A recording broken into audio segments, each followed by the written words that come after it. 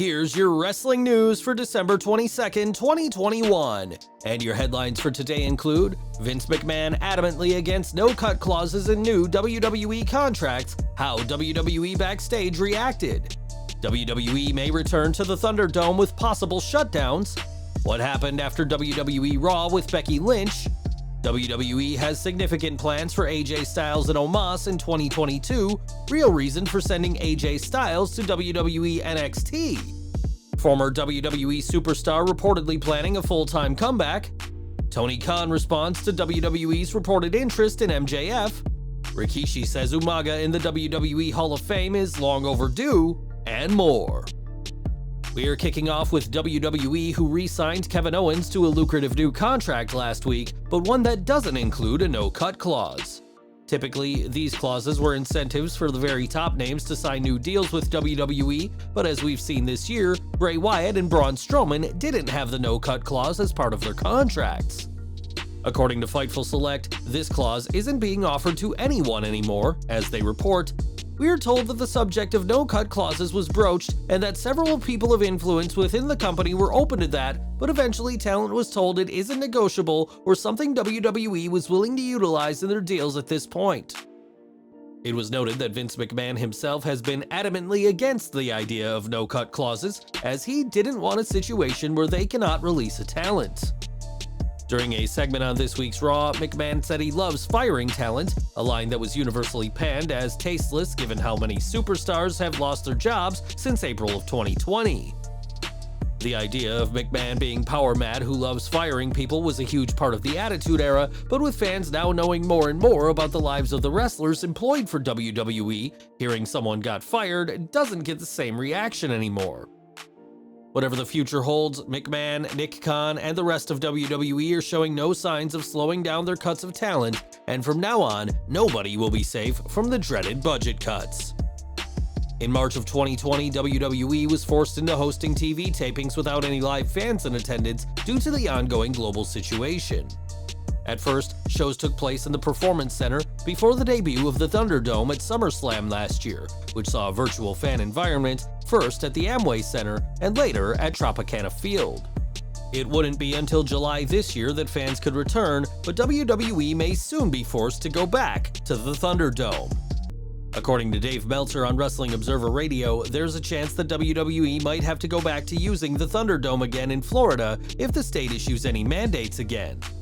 This isn't just a WWE problem, but AEW could also have to go ahead without full crowds soon, and would presumably return to the Daily's Place in Jacksonville, Florida. Meltzer added that both companies are confident that mandates won't be announced in Florida, and that WWE could return to the Performance Center if need be.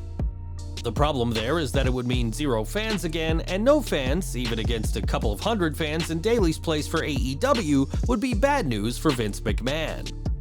Meltzer did argue that with baseball season still months away, WWE could hire a stadium if they need a new home for the Thunderdome, which could allow for socially distanced fans.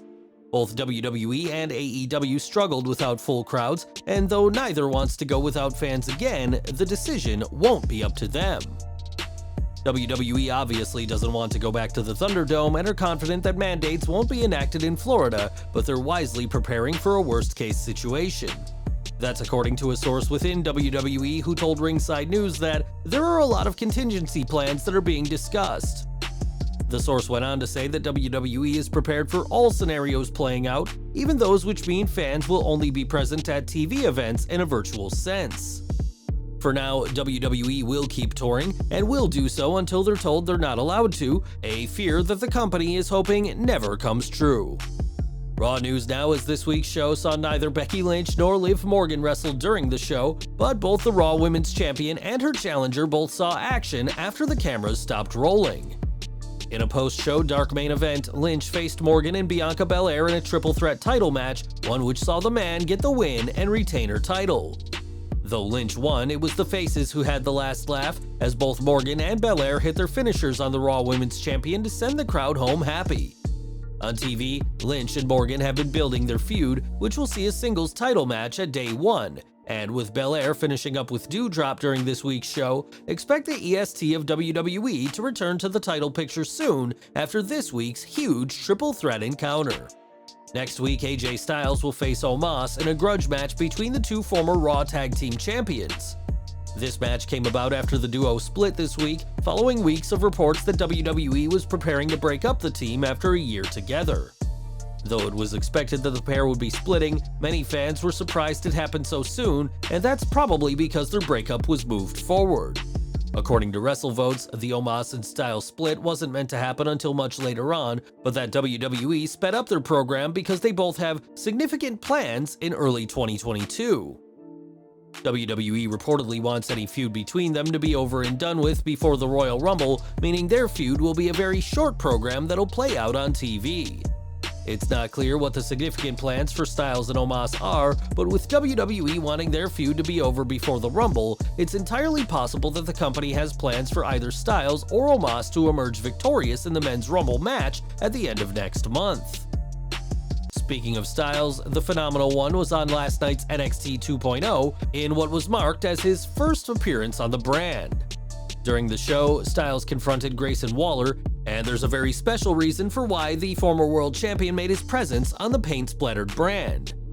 According to Dave Meltzer, Styles' appearance was due to NXT 2.0 going against NFL on Tuesday for the first time in history, and expected to get destroyed in the ratings. Since the relaunch of NXT into NXT 2.0, it's no secret that the brand has struggled when it comes to attracting the 18 to 49 demographic that the relaunch hopes to obtain, and we'll have to see in the ratings if Styles' appearance helped save the show this week from the NFL. When Mike Mondo, aka Mikey of the Spirit Squad, debuted in WWE in 2006, he made a quick impression, winning the World Tag Team Championships on his first night on Raw. Released from WWE in 2008 and making a brief return in 2016, Mondo hasn't appeared regularly in the ring since 2019, but is ready to get back in the ring. PW Insider reports that Mondo is working towards a full-time comeback in 2022, and we're wishing the former World Tag Team Champion the best of luck with his plans to be a full-time wrestler once more. In recent weeks, MJF hasn't exactly been quiet about the fact that his current contract with AEW expires in 2024, and that he's more than happy to jump ship to WWE if Tony Khan doesn't meet his asking price. Last week, Andrew Zarian reported that WWE are interested in the three-time Dynamite Diamond Ring winner, as are their broadcast partners at Fox and the USA Network. In an interview with CBS Sports, Tony Khan was asked about WWE wanting to sign one of the four pillars of his company, and was very okay with the competition bringing up someone who's on his roster. "I think that's great, I encourage that. I think they should keep talking about him because he's a wrestler that's a big part of AEW and is signed here for a few more years. So I think please keep giving us that buzz because he's been getting great ratings for his segments, and those have also been featuring CM Punk pretty regularly as they continue to interact. You know, WWE had some wrestlers I really wanted to sign there, and I signed him, Bryan Danielson, and Adam Cole and Ruby Soho. As for now, MJF has been feuding with CM Punk, which has so far been a war of words, but that'll all change tonight. On Dynamite, MJF and FTR will team against the trio of Punk, Sting, and Darby Allin in what'll be a huge six-man tag team match.